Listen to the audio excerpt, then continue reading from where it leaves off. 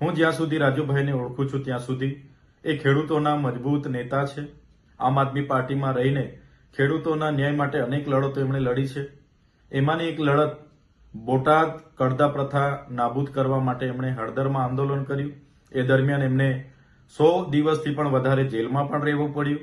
ત્યારે આ ભાજપ સરકારની નીતિ રહી છે કોઈ પણ વિપક્ષના નેતાને ડરાવવાનું, ધમકાવવાનું, દબાવીને કઈ રીતના એમના તરફે લઈ જવું, કઈ રીતના આંદોલનને દબાવી દેવું, આંદોલનને તોડી દેવું, એ જ નીતિનો ઉપયોગ એમણે આ વખતે રાજુભાઈ કરપડા પર પણ કર્યો છે।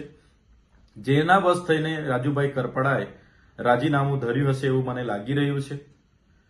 જે પ્રકારે આમ આદમી પાર્ટીએ પૂરા ગુજરાતમાં ખેડૂતોની સાથે રહીને જે લડત આખી ઊભી કરી છે, એ લડત આજે પણ આમ આદમી પાર્ટી લડે છે અને આવનારા દિવસોમાં પણ લડવા માટે આમ આદમી પાર્ટી કટિબદ્ધ છે।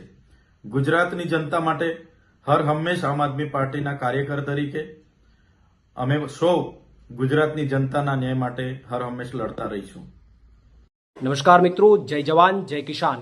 તાજેતરમાં રાજુભાઈ કરપડાના રાજીનામાના સમાચાર સાંભળીને હું વ્યક્તિગત રીતે ખૂબ દુઃખી છું, કારણ કે હળદર મુકામે મેં અને રાજુભાઈ બંનેએ ગુજરાતના ખેડૂતો માટે એક મજબૂત મુદ્દામાલ ₹14,18,407 ઉઠાવવાનો અમે બંનેએ પ્રયત્ન કર્યો અને ત્યારબાદ આ ગુજરાતના ખેડૂતોની લડાઈને તોડી નાખવા માટે, ગુજરાતના ખેડૂતોની આ ક્રાંતિને પૂરી કરી દેવા માટે ગુજરાતની આ ભાજપ સરકારે મને અને રાજુભાઈને અને બીજા અન્ય નિર્દોષ ખેડૂતોને ષડયંત્ર કરી અને 108 દિવસ સુધી અમને જેલમાં ગોંધી રાખ્યા, ખોટી રીતે